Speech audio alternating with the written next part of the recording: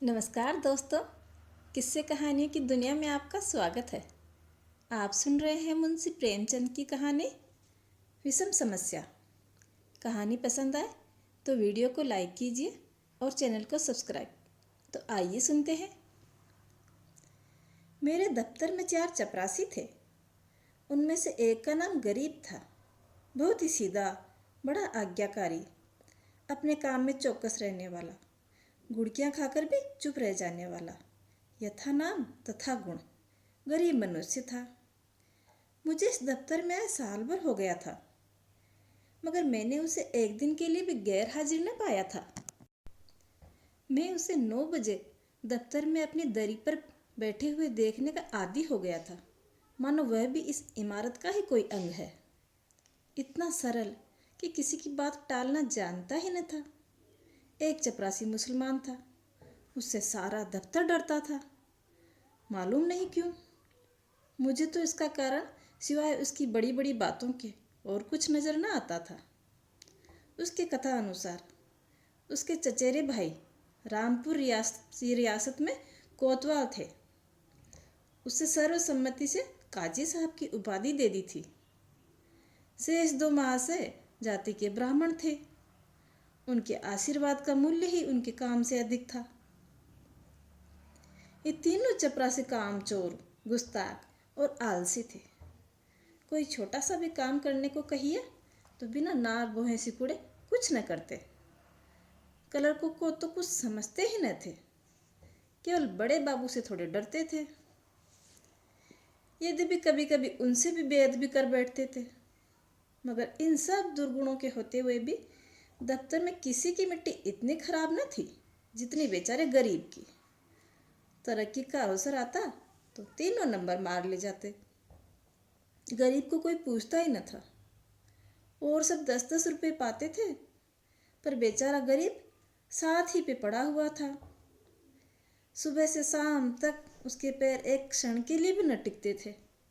यहाँ तक कि तीनों चपरासी भी उस पर क्रोध किया करते थे। ऊपर की आमदनी में से भी उसे कुछ न देते थे। इस पर भी दफ्तर के सभी कर्मचारियों से लेकर बड़े बाबू तक गरीब से ही चिढ़े बैठे थे। उसको कितने ही बार जुर्माना हो चुका था। डांट फटकार तो नित्य का ही व्यवहार बन गया था। इसका रहस्य मुझे कुछ समझ न आता था। मुझे उस पर दया आती थी और अपने बर्ताव से ये दिखाना चाहता था कि उसका आदर मेरी दृष्टि में अन्य तीनों चपरासियों से कम नहीं है। यहाँ तक कि कई बार मैंने उसके पीछे कर्मचारियों से लड़ाई भी कर ली। एक दिन बड़े बाबू ने गरीब से अपनी मेज साफ करने को कहा। वह तुरंत मेज साफ करने लगा। देवयोग से झाड़न का झटका ऐसा लगा कि दवात उलट गई और रोशनाई मेज पे फैल गई। बड़े बाबू ये देखते ही जामे से बाहर हो गए। उसके दोनों कान पकड़ के खूब ऐंठे। भारतवर्ष की सभी प्राचीन भाषाओं से दुर्वचन चुन चुन के सुनाए। बेचारा गरीब आंखों में आंसू भरे चुपचाप मूर्तिवत सुनता रहा, मानो उसने कोई हत्या कर डाली हो। मुझे बड़े बाबू पे जरा सी बात पर इतना भयंकर क्रोधित होना अच्छा नहीं लगा। यदि किसी दूसरे चपरासी ने उससे भी बड़ा अपराध किया होता तो भी उस पर इतना कठोर वज्र प्रहार न होता। मैंने अंग्रेजी में कहा, बाबू साहब, ये अन्याय कर रहे हैं। उसने जानबूझकर तो रोशनाई नहीं गिराई।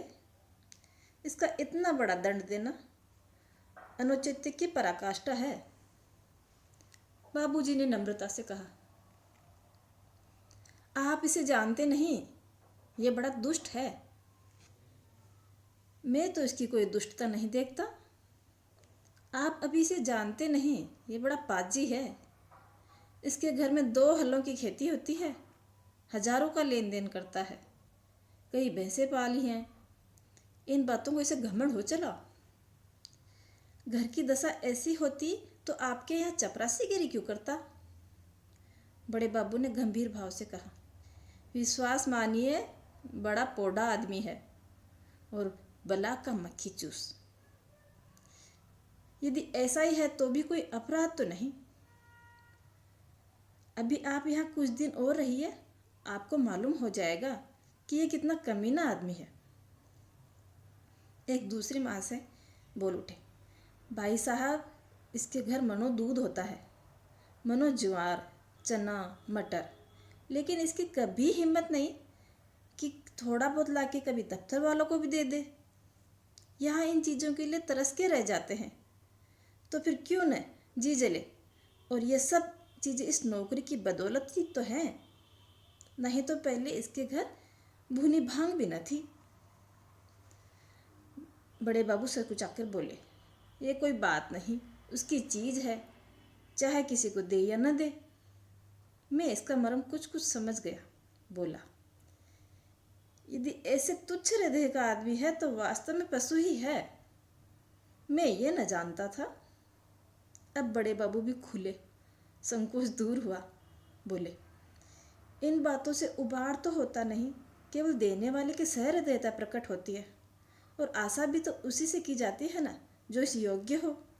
जिसमें कुछ सामर्थ्य ही नहीं हो, उससे कोई क्या आशा करेगा? नंगे से कोई क्या मांगेगा?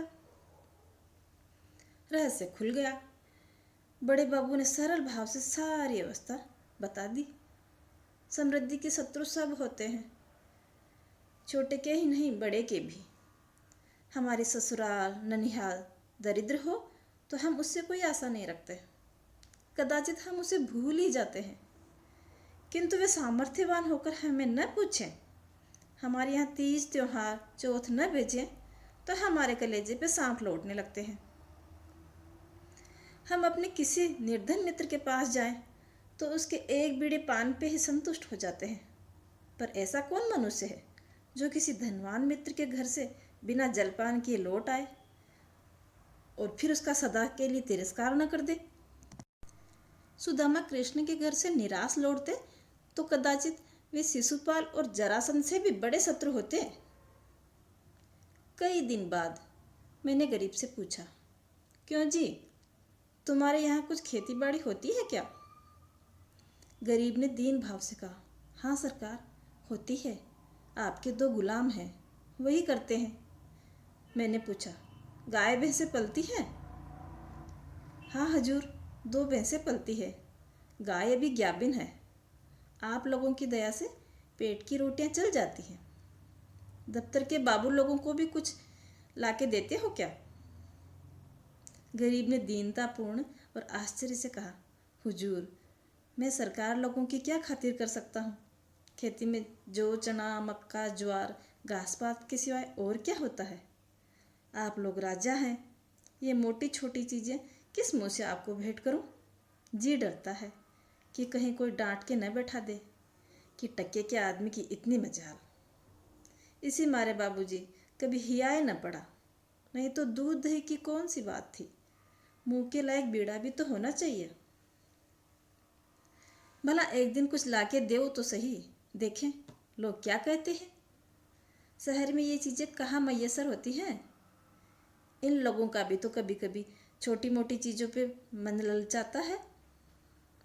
जो सरकार कोई कुछ कहे तो कहीं साहब से शिकायत कर दें तो मैं तो कहीं का न रहूं। इसका जिम्मा मैं लेता हूँ, तुम्हें कोई कुछ न कहेगा, और कोई कुछ कहेगा तो मैं समझा दूंगा। हुजूर, आजकल तो मटर की फसल है और कोल्हू भी खड़े हो गए हैं, इसके सिवाय तो कुछ नहीं। बस यही चीज़ें ले आओ तो। कुछ उल्टी सीधी पड़ी तो आप ही को संभालना पड़ेगा। दूसरे दिन गरीब आया तो उसके साथ 3 हष्ट पुष्ट युवक भी थे। 2 के सिरों पे 2 टोकरियां थी, उनमें मटरों की फली भरी थी। एक के सिर पे एक मटका था जिसमें ऊख का रस था। तीनों युवक काख में एक एक गट्ठा कांख दबाए हुए थे। गरीब आके चुपके से बरामदे के सामने पेड़ के नीचे खड़ा हो गया। दफ्तर में उसे आने का साहस न हुआ था, मानो कोई अपराधी है। वृक्ष के नीचे खड़ा ही था कि इतने में दफ्तर के चपरासी और अन्य कर्मचारी बाहर आए और उसे घेर लिया। कोई ऊख लेके चूसने लगा, कई आदमी टोकरों पे टूट पड़े। इतने में बड़े बाबू दफ्तर आ पहुंचे। यह कौतुक देखकर उच्च स्वर में बोले, ये क्या भीड़ लगा रखी है, चलो अपना अपना काम देखो। मैंने जाके उनके कान में कहा, गरीब अपने घर से सौगात लाया है, कुछ आप लीजिए और कुछ हम लोगों में बांट दीजिए।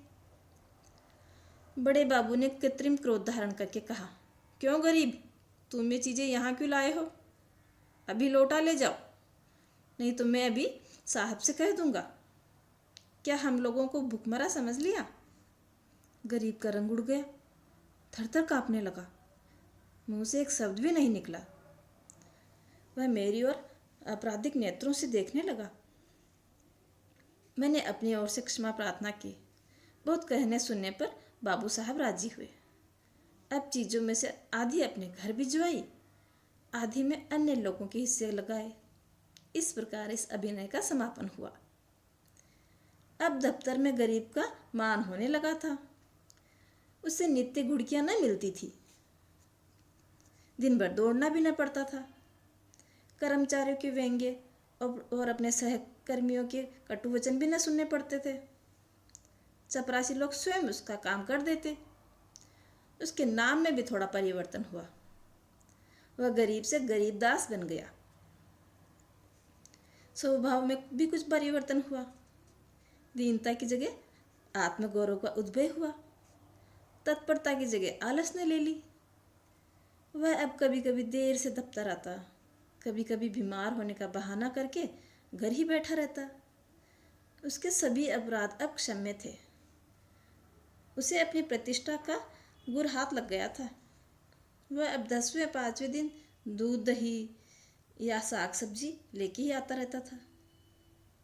वह देवता को संतुष्ट करना सीख गया था। सरलता के बदले अब उसमें काइयापन आ गया था। एक रोज बड़े बाबू ने उसे सरकारी फार्मों का एक पार्सल लाने को कहा। स्टेशन भेजा। कई बड़े बड़े पुलिंदे थे, ठेले पर लाए गए। गरीब ने ठेले वाले से बाहर आना मजदूरी तय करी थी।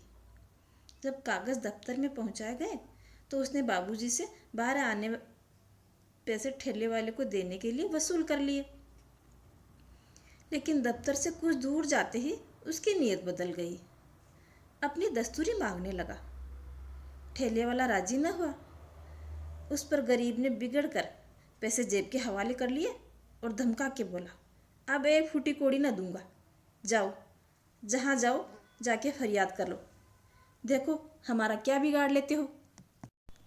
ठेले वाले ने जब देखा भेंट न देने से जमा ही गायब हुई तो रो धो के 4 आने देने को राजी हुआ। गरीब ने अठन्नी उसके हवाले करी और 12 आने की रसीद लिखवा के उसके अंगूठे का निशान लगवा के रसीद दफ्तर में जमा करवा दी। वह कौतूहल देख के मैं दंग रह गया। यह वही गरीब है जो कई महीने पहले सत्यता और दीनता की मूर्ति था, जिसे कभी अन्य चपरासियों से भी अपने हिस्से का हक न मांगा। दूसरों को खिलाना भी न जानता था। खाएगा क्या, खाने का जिक्र ही क्या करें। मुझे ये स्वभाव का फर्क अत्यंत दुखी कर गया। इसका उत्तरदायित्व किसके सिर था? मेरे सिर। मैंने उसे दुष्टता का पाठ पढ़ा दिया। मेरे चित्त में प्रश्न उठा, इस काइयापन से जो दूसरों का गला दबाता है, वह भोलापन क्या बुरा था जो दूसरों का अन्याय सह लेता था? वह अशुभ मुहूर्त था जब उसे मैंने प्रतिष्ठा प्राप्ति का मार्ग दिखाया, क्योंकि वास्तव में वह उसके पतन का भयंकर मार्ग था। मैंने ब्रह्म प्रतिष्ठा पर उसकी आत्म प्रतिष्ठा का बलिदान कर दिया। कहानी में मेरे साथ बने रहने के लिए धन्यवाद।